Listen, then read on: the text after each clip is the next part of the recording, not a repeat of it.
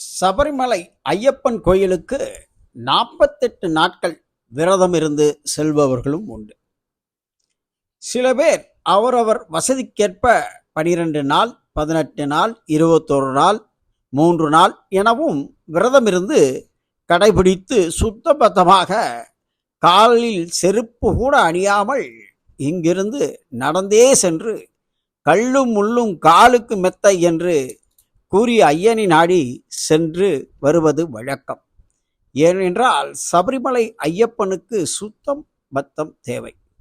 சுத்தமாக வருபவர்களுக்கு அவன் அருள் புரிவான். ஆனால் தற்போது சபரிமலையில் சில நிலைகள் மாறிவிட்டன. அங்கிருக்கும் தற்காலிக காவலாளிகள் சிலர் 18ஆம் படி கீழ் செருப்புகளை விடுவது சன்னிதானத்திற்குள் வரும் அளவிற்கு தற்பொழுது வளர்ந்து விட்டார்கள். இப்பொழுது இருக்கும் வீடியோவை பாருங்கள்.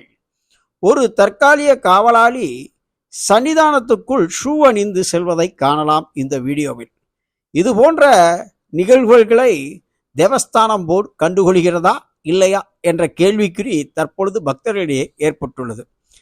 அவர் படியேறி சென்று சன்னிதானத்துக்கு மிக அருகில் அனைவரும் தரிசனம் செய்யும் இடத்தில் ஷூக்காலுடன் நிற்பதை நீங்கள் இந்த வீடியோ காட்சிகளில் காணலாம்.